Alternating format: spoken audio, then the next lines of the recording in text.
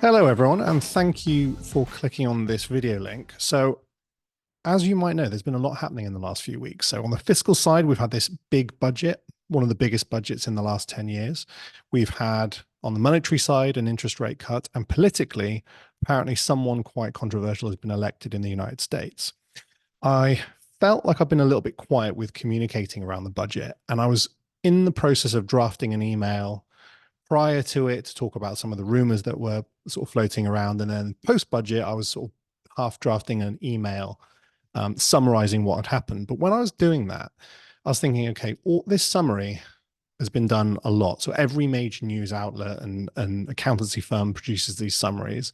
So I thought, how much value would there be in me sort of summarizing it for you? And instead, I thought I'd do something a little bit different and tell you what we thought about the budget. Just to give a slight disclaimer, nothing in this video is designed to be advice, and it's not supposed to be a blow by blow of the detail of the budget, although I will talk about that a little bit. It's supposed to be high level on sort of what our thoughts are, but it's not supposed to be an inducement to action or advice. Quickly, before I dive into what actually happened with the budget, I just want to talk a little bit about the circus of a budget. And there is always a bit of a circus prior to a budget and the announcements, and it was in overdrive this time. So, in the run up to any budget, governments will leak policy ideas or things that they're considering doing. Now, these can come in two forms. So they'll be leaking policy ideas that they intend to do. They'll leak policy ideas that they're not really expecting to do, but maybe throwing it out there to see what the reaction is. There's also a certain amount of expectation management that's going on. And I think that happened a lot with this budget, particularly around capital gains tax. So Labour were trailing hard that this was going to be a big tax raising budget. And there were several hints that certain taxes would go up more than they actually did. And I think this was in some ways to soften the blow. On top of all of that, these policies that will or won't happen, there's also just generalized clickbait. So this is media outlets speculating on what they think might happen. And there's no real way to tell what the articles are based on. Are the articles based on leaks from government about what might happen, or is it just pure speculation to sort of drive clicks and drive traffic to their website? On top of that, there's also marketing that's going on. So this happens an awful lot in our industry. People take the opportunity to remind clients and prospective clients that, hello, they exist. We're thinking about the budget, and you'll get opinion pieces on what might be coming. So you get this jumble of news about what might happen with no real way of knowing what actually will happen. And I've seen enough of these budgets to know what gets trailed does not always happen. So we've got a general policy that we don't give advice on speculation or rumor. The reason being pretty obvious is because we don't know what it will be. So we don't know the effect of taking any action. We don't know what the effect of taking action will be when rules are uncertain. So as a generalized rule, we don't give advice on rumor. The only thing we did in advance of this budget, and it was mostly in response to questions we got, is where clients were considering taking action anyway. So this is something that maybe we'd been discussing with them over a couple of years, and we knew it was in their plans. We may have nudged to bring something forward, but not take new action that wasn't considered before. So something like holding a lot of company shares, maybe a huge position company shares, and someone's been thinking about selling those down for a while. We said, maybe you want to bring that forward, but we certainly wouldn't recommend taking action ahead of budgets. Despite all of that, despite the clickbait and the policies that we don't know whether they're going to happen, I am a sucker as much as everyone, and I read them all. So I'm reading all the rumors that come out just because it's too interesting not to. And there were a few things that we were expecting. So the big ones that they announced, that there was going to be no tax rises on working people, and this was generally considered to be no increases on income tax, no increases on national insurance, and no increases on VAT. I largely think all of those were adhered to. There was some conversation around, because they put up employers' national insurance, was that a breaking of the promise? But I certainly didn't read it that way. I think it was pretty obvious what they were shooting for and what they were meaning by no tax rises on working people. So, what were the main things I was looking out for? And on the day of the budget, when I was scanning down the summary, there was two main things I was looking for. And again, the first one, which was capital gains tax, it was widely trailed, among other things, that they were going to increase capital gains tax. So, just as a quick recap, capital gains tax is the tax that's paid on the sale of investments for a profit.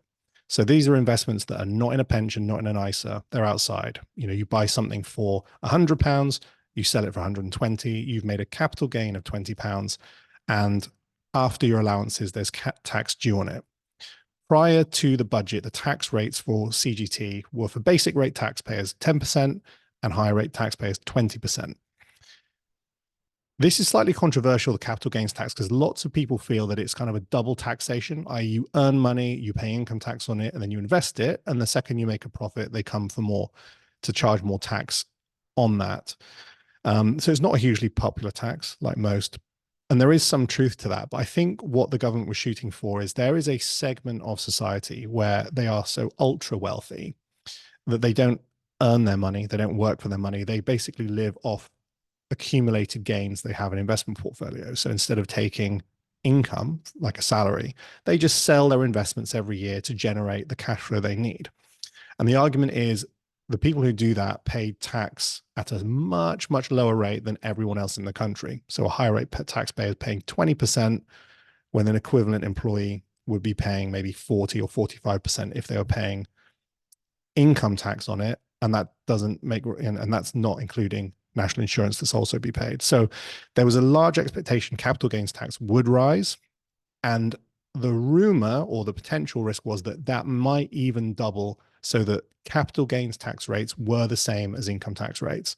As it happened, that did not happen. So basic rate capital gains tax went from 10 to 18%, and higher rate tax went from 20 to 24. So it was an increase, and it's going to raise quite a bit of money, but it was much less than what we were potentially expecting. The second thing I was looking for was changes to pensions. And at first glance, I was concerned about changes to tax relief. So tax relief being the rebate you get when you pay money into a pension. There was a concern that that would be lowered and make it less attractive to contribute to pensions. And the second thing was tax-free cash. So most pensions, you can withdraw 25% of the value of the pension tax-free. And there was some rumors that they'd play around with that. I suspected they wouldn't. So I wasn't quite as worried as some, just because the pensions regime really benefits from continuity of rules.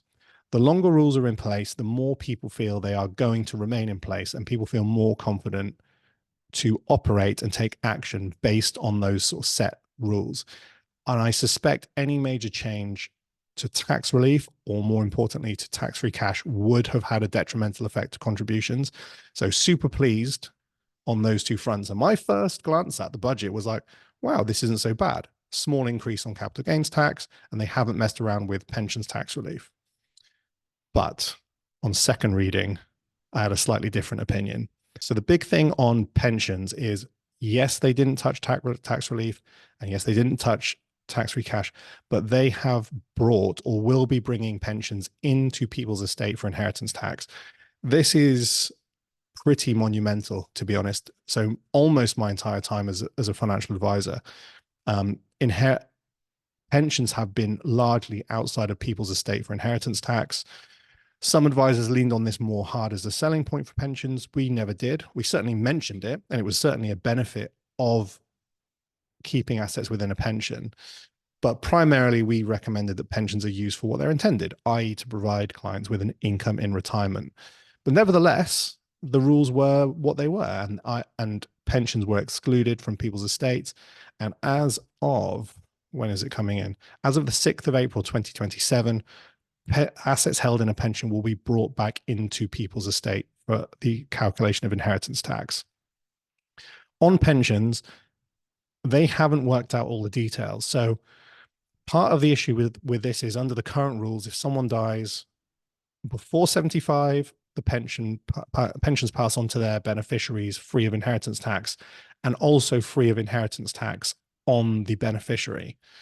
After 75, under current rules, free of inheritance tax, but the beneficiary, the person receiving the pension, has to pay tax on withdrawals in line with their income tax rate. So in this new world where pensions are brought into people's estate for inheritance tax, the old rules of them also being liable to income tax also remain. So there's a lot of questions around, is that fair? And is that a realistic way to treat pensions, i.e. IHT at 40% and then income tax at 20 or 40? It kind of seems a bit egregious. So the government is still consulting on the implementation of this IHT rule with pensions. That consultation is not due to come back until 2025. So keep an eye on it. The rules aren't finalized and we're not absolutely certain what will happen with that. Income tax, as I mentioned, was largely left unchanged. So individuals got a personal allowance of 12,570. That's remaining the same. The basic, higher and additional rates of income tax at 20, 40, and 45% also remain unchanged. The rates of income tax on dividends also remain unchanged. So nothing big on the headlines. There is something with pensions, which you may have heard mentioned in the news, which is called fiscal drag, which is whilst the rates aren't changing, the thresholds aren't changing either. So the value of that personal allowance, 12,570, is not going up, and the rate at which you pay higher and additional rate tax isn't going up.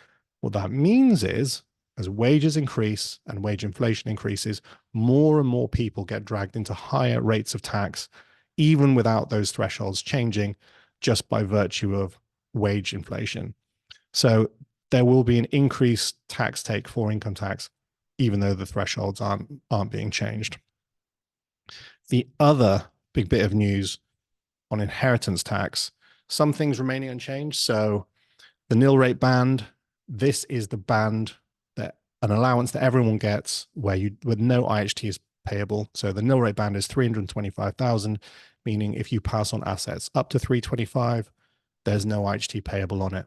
There's an additional amount called the residence nil rate band, which is 175,000. Again, everyone gets this allowance when passing property to direct descendants and it's your home. It doesn't apply to buy-to-let properties.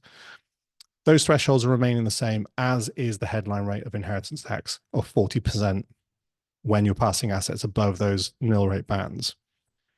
The big thing, and this is what Jeremy Clarkson has been howling about in the press and is getting a lot of attention, is a change to two reliefs: business property relief and agricultural property relief.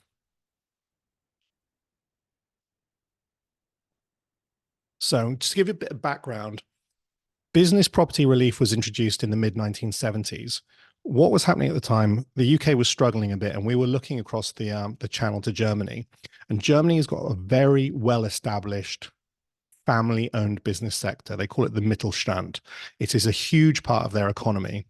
And the plus sides about larger family-owned businesses is on the one hand, they often don't grow as much as sort of more larger companies, but they're also much stickier when it comes to redundancies and wage deflation. So our family business tend not to cut people at the rates that larger companies do. So it provides a stability to your economy.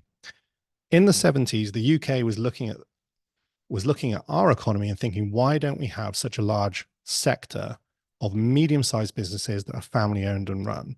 And part of the reason was because IHT was payable on business assets.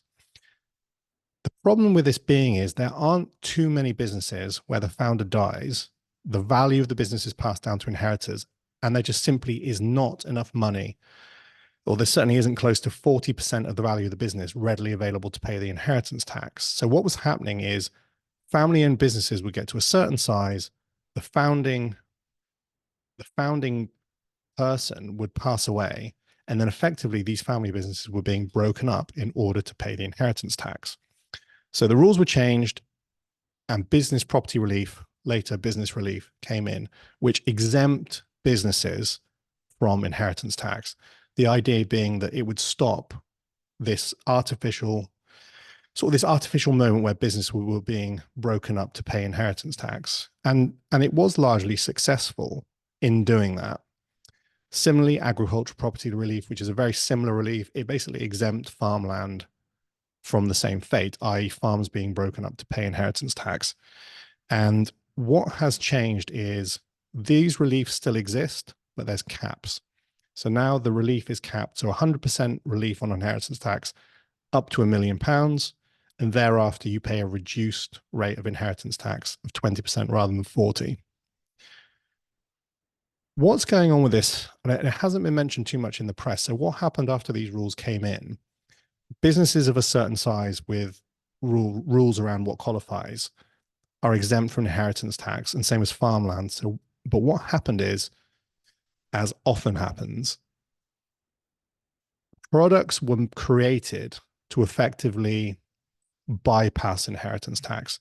So an investment industry developed that only would invest in unlisted smaller companies purely for the purpose of avoiding inheritance tax.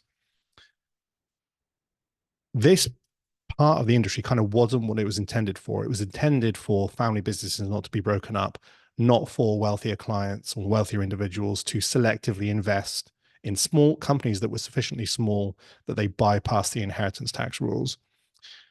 Similar thing happened with farmland.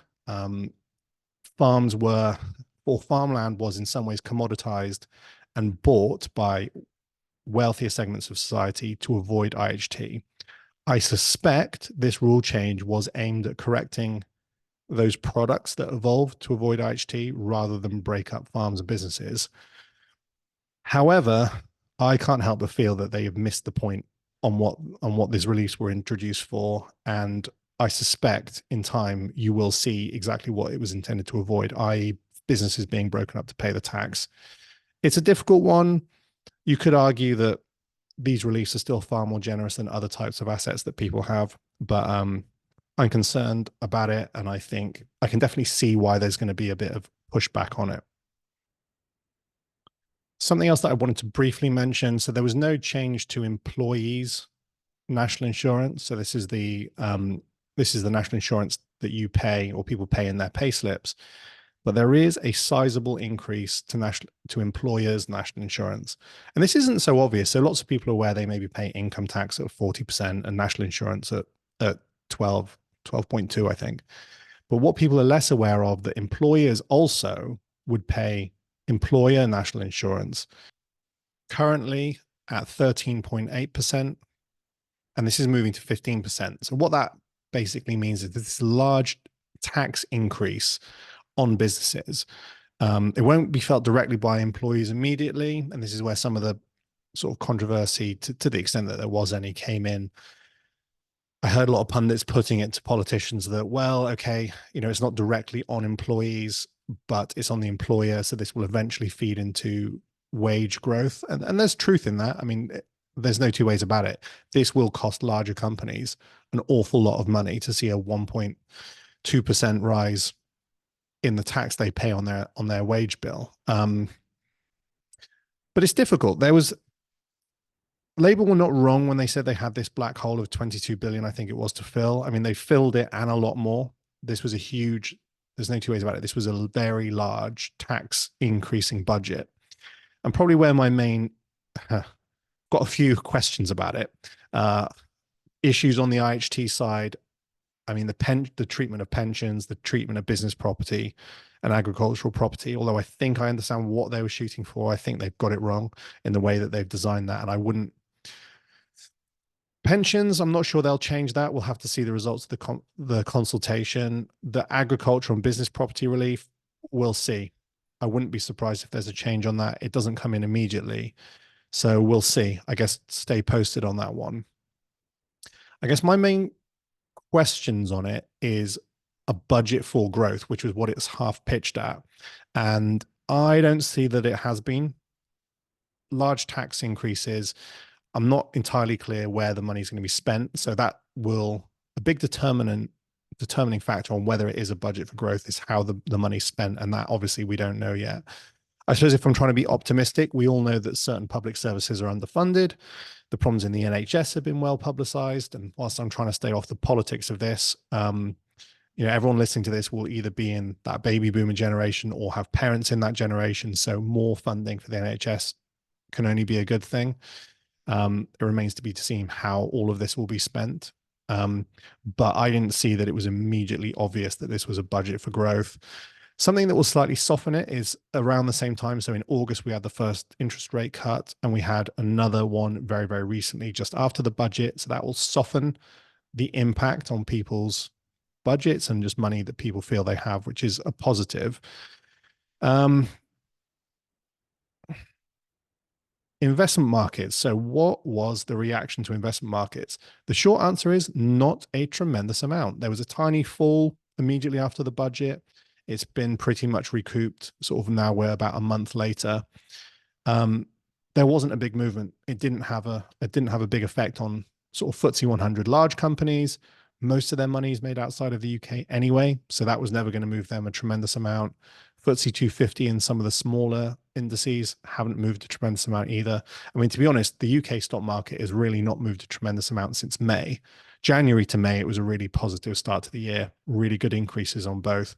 But since then, sort of over the summer and sort of into late November, it's just been trading within a range, and the budget didn't really move it at all. So not much of an effect there. On investment markets generally, I mean, we've got a really good chart, and I might include it on the email, of the effect of different governments and different tax policies on stock market returns over time. And sometimes they have an effect in the short run, but the fact is companies figure out tax rules. Companies will still produce goods and services that people want, and they will continue to make money. And stock market returns, as everyone will know, tend to be upward, although regulatory, I have to say, not guaranteed. So overall, big budgets and big changes. I was hoping to sort of record this once the dust has settled, but to be frank, the dust is still rising as far as I can see.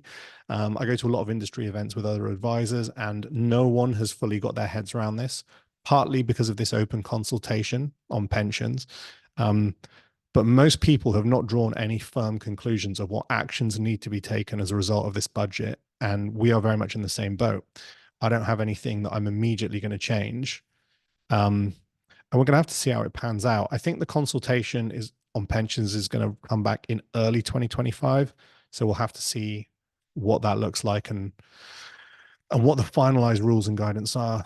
And then we can start making some decisions. So to conclude, we don't make a lot of changes, and we try not to take action in the run up to budgets, just because you never know what rules are going to change and what aren't. It's essentially near impossible to make reliable decisions based on rumor, which is why we don't do it. In the email, I'll include a link to someone who summarized the exact rule changes. As I said at the start, this isn't supposed to be sort of advice or recommendations. This is basically just the budget's happened. It was big news, and I hadn't said anything, so I thought I'd give our high level views on it. I think that's it. But if you've got any questions, you know where we are. Feel free to fire them over, give me a call, or drop me an email. And yeah, if this is well received, maybe I'll do a few more. Thanks a lot.